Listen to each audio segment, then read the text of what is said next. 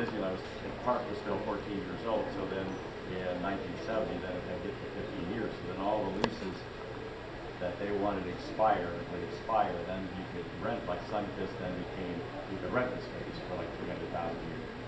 And then how they got rid of them, they raised $1 million a year. They said, there's just no way we're gonna do that. How much orange juice you have to sell for $1 million? I mean, just go broke. So anyway, they moved the piano then over to the Mark Twain. And they have a crane thing out there and they just look at that along the boat. So I learned all the spiels. You know, the guys loved it when I was there. I do the spiel, ladies and gentlemen, when you get before the Mark Twain went down, and watch your step, you got small children, all that. I still heard that stuff. I mean, it's just like, ugh. And the guys, it was up in the wheelhouse, right? There's a little ladder that goes up, there's a little cot in there. So the guys, they just go take naps. They nap all day. I do the spiel, and I run down and play the piano. And then I run back up and do the spiel and get off.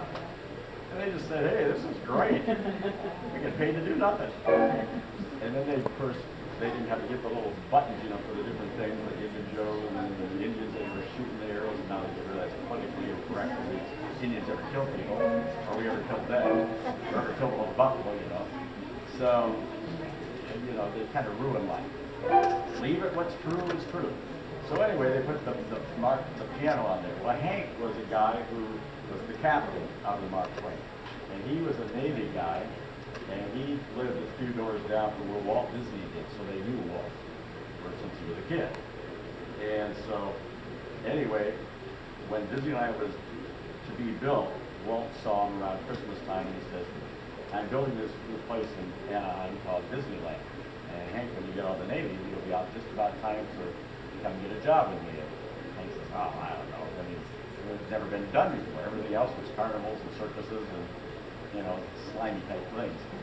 So, anyway, then the Easter, before the park opened, he got to leave to come back.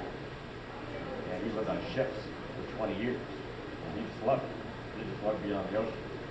So, anyway, Walt says, you know, the park is getting close to opening, and when you get out of the Navy, I want you to come see me because I got a job for you. And he goes, oh, Walt, I don't know what kind of amusement park. He said, oh, well, you make sure the day you get out, before you even go home, you come see me. So, well, he did. It was about a month before the park opened, so it would have been in June. Anyway, he got back to San Diego, and then they brought him up this area somewhere. I don't know where they did. Long Beach, probably. And then they busted him back to where they wanted to go, Anaheim. And he got a cab, and the cab driver said, oh, you're a Navy guy. Hey, free trip. Where are you going? He said, well, I'm going out to that new Disneyland thing. Oh, really? I wonder what the heck that's going to be like, he said. So I don't know. Walt said he wants me to work there.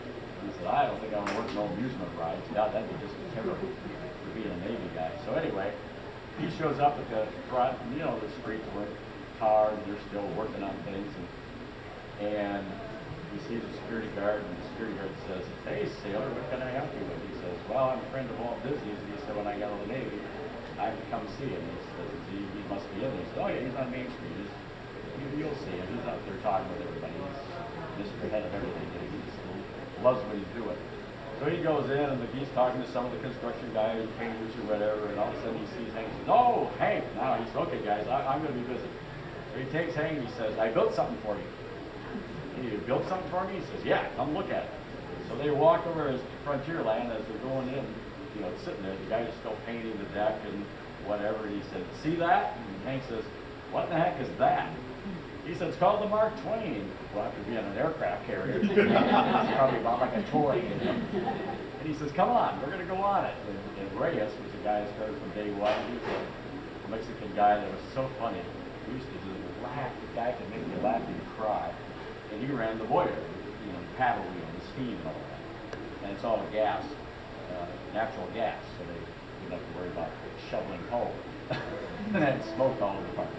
So anyway, he took him on and he said, I want you to work on this for me. He said, well, I don't know. He said, oh, he went up to the wheelhouse. He said, real easy. He said, see this steering wheel? And he took it and it just spins, you know. And he said, well, what kind of a ship is this? And he said, it's on a track. He said, there's no way it would ever work. You know, when you crash into everything, it wasn't on a track.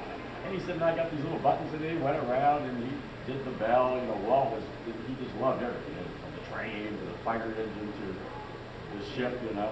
And they would just take it around. He said, you hit these little buttons for each thing. He said, it's real easy. There's nothing to it. He said, just try it for a while. You'll like it. He said, oh, yeah, I guess I could do this. This is so different than I expected it to be. And he took him around and showed him all different things. And so he decided to do that. So anyway, he said that Walt would come on the ship a lot. I mean, he just loved it. And then Teddy Buckner's band that played in New Orleans Square, he knew Louis Armstrong. Walt Disney knew Louis Armstrong, and he knew Teddy Buckner's band played other places, Laguna Beach and different places. And when New Orleans Square opened, he hired Teddy Buckner's band. And if you ever see Hello Dolly with Barbra Streisand and Louis Armstrong, the backup band in there is the Teddy Buckner band. And Louis Armstrong would come in on Saturday nights. We would see him coming in, you know, carrying his case, and we'd go, oh, Louis Armstrong's going over there. I'd call my supervisor, Keith Stevens, and say, Louis Armstrong's here, we're going to go over. And he said, oh, go ahead, I'll be over later. The whole crew of me, all my fans, we'd go over there and watch it. It was just great. So anyway, he said that Walt would always come on there and say, boy, wouldn't it be nice if we just take a big helicopter, take it out in the back bay, Balboa, down there, you can double this area, down the back bay, and just get Teddy Buckner's band and the top end. And Louis Armstrong, and just have a party for like 3 days. Wouldn't that just be a barrel of fun to be to do that? Well, then he said it was about 6 months before Walt died, after Walt had the lung taken out. He didn't tell anybody that he had 6 months to live. He never told anybody. Only Diane and Ron Miller knew this, and Sharon knew that. Maybe she didn't at that time, I can't remember. But anyway, then Walt would come on the boat, and he liked his scotch. Because up on they had a box, there's a green box up there, had a padlock out. A lady would come up in the morning, she put 2 Scotch bottles up there with some fresh glasses. And the bottle wasn't used, she just gave it big wine or whatever, you know. He said she had a purse almost like Mary Poppins type of thing, so nobody didn't know what was in it. You know, I didn't try to trick anybody. So anyway, Walt wouldn't take medication. I mean, he wasn't into that. He just rather drink his scotch.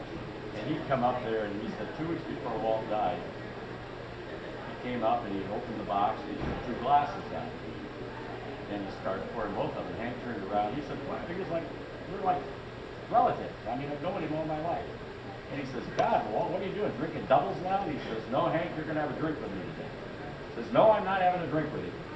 He says, yep, you're having a drink with me. He says, no, I'm not. He said, he said, I'm not having a drink with him. Walt says, I am the boss, you know. He says, I don't give a blank what you are. I'm not having a drink. We got 80 people on this ship. He always called the ship. He never called it Mark Twain. He always called the ship. He's been on a ship for 20 years. So we had 80 people on this ship. If we got an accident, they'd sue you. Then what did you do? So Walt just shut up. And they went all the way around, got the Schweitzer fault. And Walt says, Hank, and he was thinking he wanted to offer him a drink again. He said, yeah, Walt. And he said, you're a good man when you go against the boss when the boss is wrong. He said, don't you ever leave this place. I'm not going to be around much longer. Walt said, Hank says, Walt, don't talk like that. He said, no, I'm not going to be around much longer. He said, just keep the dream going that we started. And he would just have tears running down his face when he said it. Every time he told us that story, he said, when Walt died, it was worse than when my father died.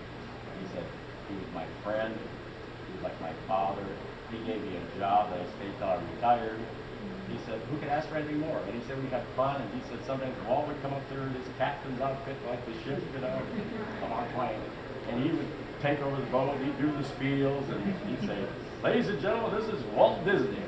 Now, when you board the Mark Twain, make sure you look down and watch your step. And those small kids down there, you get them by the hand and you just bring them on board. We're just waiting for you to get here. He said, oh, he was just a personality. He loved everything. So, one of my favorite stories of Walt. Towards the end time, I learned more about Walt than the people that worked at Disneyland. Because when I started there, you know, I was dead 2.5 years ago. Everybody knew Walt was. Everybody knew. All the guys that built Disneyland, they would come in. They worked Monday through Friday because we were closed Monday, Tuesday. They'd come in on the weekends, and when they got to know Rod Miller, they just told the kids and the grandkids, "What? Just meet at Rod's place." Kids would come in and say, "Is this Rod's place?" And I go, "This is it." My grandfather said to me, "Okay, this is it." So we had a lot of fun. I mean, it was just fun, you know, with Clarence Nash and Ed Wynn coming down every 3-4 weeks and doing his duck voice and just being crazy. And I mean, Well, like Jack Benny, you know, always had that humor with him. Anyway, how about a song called Be Ever Guest?